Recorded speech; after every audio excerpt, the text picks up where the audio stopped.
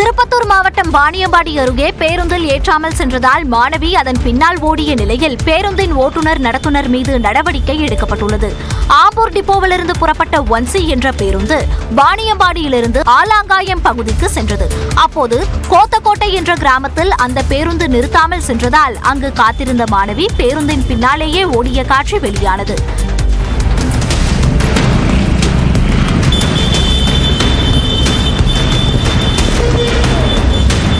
பின்னர் சிறிது தூரத்தில் பேருந்து நின்ற நிலையில் அந்த மாணவி ஏறி சென்றார். அவர் பொதுத் தேர்வு எழுத சென்றதால் அவ்வாறு பேருந்தை பிடிக்க ஓடியுள்ளார். இந்த வீடியோ அதிகம் பகிரப்பட்ட நிலையில் பேருந்தை நிறுத்தாமல் சென்ற ஓட்டுநர் முனிராஜ் பணியிடை நீக்கம் செய்யப்பட்டுள்ளார். தற்காலிக நடத்துனராக பணியிலிருந்த அசோக்குமாரை பணி நீக்கம் செய்து அரசு போக்குவரத்து கழகம் உத்தரவிட்டுள்ளது.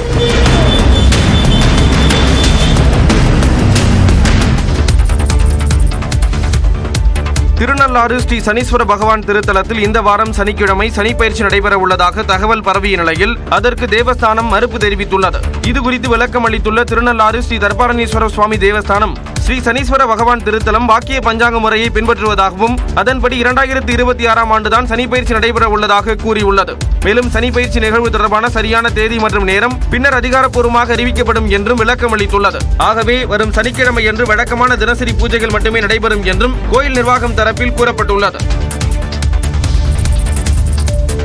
டாஸ்மாக் நிறுவனத்தில் அமலாக்கத்துறை சோதனை நடத்தியதற்கு எதிராக தமிழ்நாடு அரசு தொடுத்த வழக்குகளின் விசாரணையில் இருந்து நீதிபதிகள் MS ரமேஷ், செந்தில்குமார் விலகியுள்ளனர். டாஸ்மாக் தலைமை அலுவலகத்தில் கடந்த 6 முதல் 8ஆம் தேதி வரை அமலாக்கத்துறை சோதனை நடத்தியது.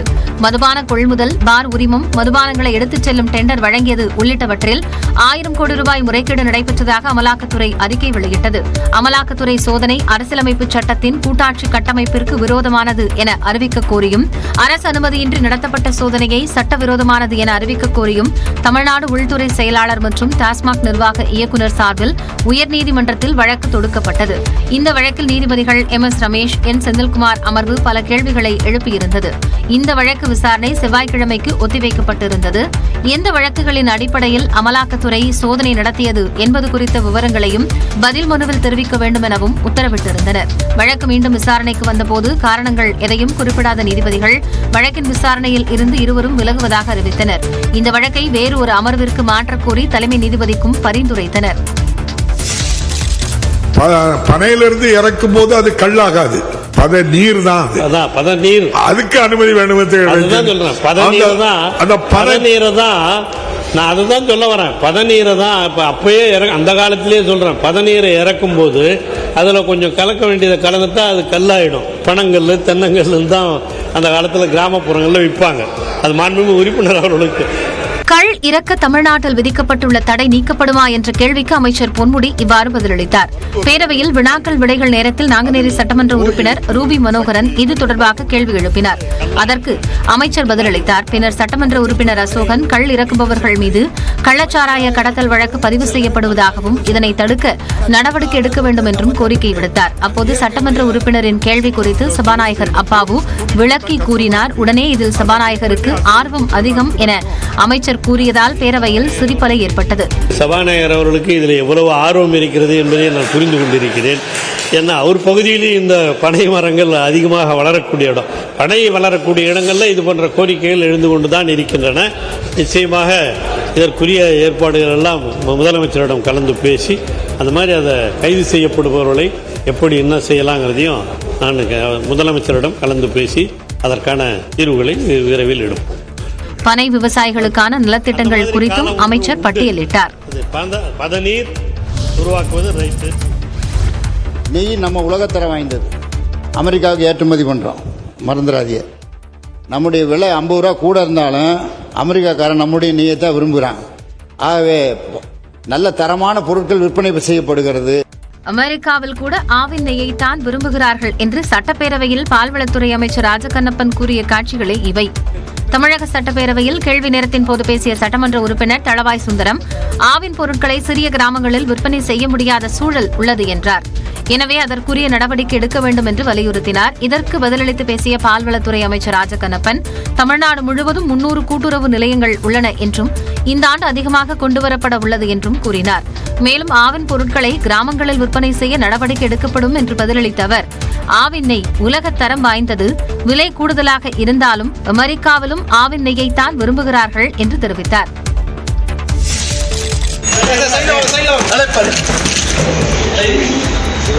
புதுச்சேரி சட்டப்பேரவையில் சபாநாயகரை ஒருமையில் பேசிய சுயேட்சை எம்எல்ஏ வெளியேற்றப்பட்ட காட்சிதான் இது. புதுச்சேரி சட்டப்பேரவையில் பொதுக்கணக்கு குழு, உறுதிமொழி குழு போன்ற குழுக்களின் பட்டியலை முதலமைச்சர் ரங்கசாமி வாசித்தார். அப்போது சுயேட்சை எம்எல்ஏ நேரு எழுந்து இந்த குழுவில் யார் யார் இருக்கிறார்கள் என்று கேட்டு கூச்சலிட்டதாக தெரிகிறது.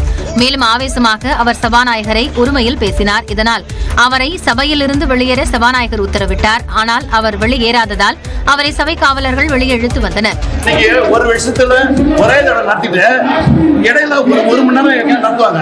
ஆனா அதுக்கு மேல அதுக்கு எது சட்டமன்றமே தேவையில்ல. இது ஊழல் பண்றதுக்கும் நீங்க அதிகாரம் பண்றதுக்கும் இன்னைக்கு இந்த வாய்ப்பை பயன்படுத்திட்டு கொள்ளை அடிச்சுட்டு இந்த சட்டமன்றம் இருக்குது. மற்றபடி எதுக்கு மக்கள் பிரச்சனையோ மக்களுக்கு தீர்க்க வேண்டிய பிரச்சனை நிறைய இருந்தாலும் நிறைய தீர்க்காது.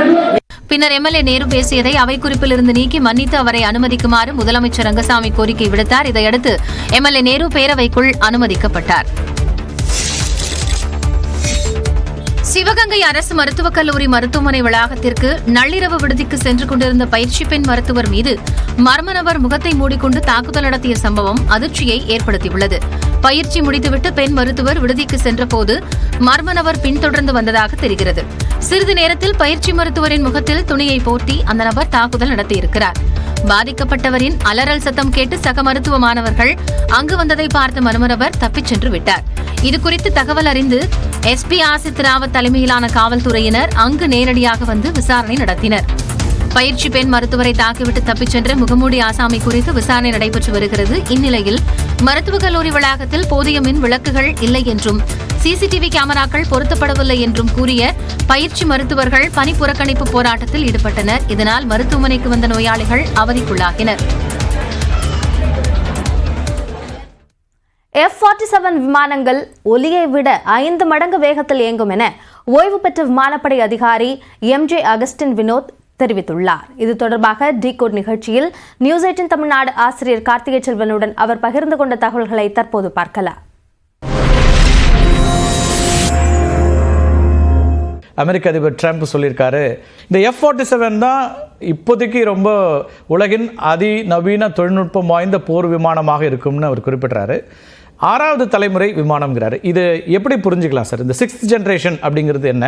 இதை எப்படி நம்ம புரிஞ்சுக்கணும்? 5வது தலைமுறை போர் விமானங்களில் ஆப்ஷனலி பைலட்டட் டெக்னாலஜி கிடையாது. சொல்ல போனா ஒரு ருட்டீன் மிஷன் இருக்குன்னு வச்சுக்கோங்க. அதுல பைலட் போகணும்னு தேவையில்லை. இந்த 6வது தலைமுறை விமானத்தில் 5வது தலைமுறை விமானத்திலும் அதுக்கு முன்னால் உள்ள தலைமுறையான விமானத்திலும் நான் ஓட்டி கொண்டிருந்த விமானங்கள் MiG-21, மிராஜ் 2000 அதுல பைலட் இருந்துதான் ஆகணும். இது கன்ஃபார்ம் கிடையாது. ஆனா 6th ஜெனரேஷன் ஃபைட்டர் ஒரு ஒலியோட 3-5 மடங்கு வேகத்தில் போகும். ஸோ இந்த மாதிரி இவ்வளோ வேகத்தில் போனால் எனிமி ஏவுகணைகள் அதுக்கு அது இந்த ஏரோப்ளைனை ஷூட் ஆன் பண்ண முடியாது. எனிமி ரடார்கள், எனிமியோடைய மின்னணி தந்திரங்கள், இதுக்கெல்லாம் ஒரு குருடாக்கப்படுகின்ற ஒரு டெக்னாலஜி அதில் இருக்கும். ஸோ இந்த 2 டெக்னாலஜி தான் ஒரு கேம் சேஞ்சிங் டெக்னாலஜின்னு சொல்ல முடியும். இன்னொரு டெக்னாலஜின்னா மல்டி டொமைன் கட்டளை மற்றும் கட்டுப்பாடு, MDC2ன்னுவாங்க. ஸோ மல்டி டொமைன் கட்டளை மற்றும் கட்டுப்பாடு இதுல inbuilt 5th generation 4th generation ஃபைட்டர்ல இன்பில்ட் கிடையாது. அது எக்ஸ்டர்னலி MDC2 ஒரு சிச்சுவேஷன்ல அது ஆப்ரேட் பண்ண முடியும். ஆனா இதுல இன்பில்ட் போர் விமானம் மட்டுமல்ல, இது ஆர்மிக்கும் நேவிக்கும் யூஸ் ஆகக்கூடிய ஒரு ஐஎஸ்ஆர்னா உள்ளுறவு துறை, கண்காணிப்பு, உளவு பார்த்தல், இதெல்லாம் ஒரு இன்டிகிரேட்டடா ஒரு ஏரோப்ளேன்ல இருக்கும். அதுவும் ஆர்டிபிஷியல் இன்டெலிஜென்ஸ் அதை வச்சு இவங்க டிசிஷன் எடுப்பாங்க.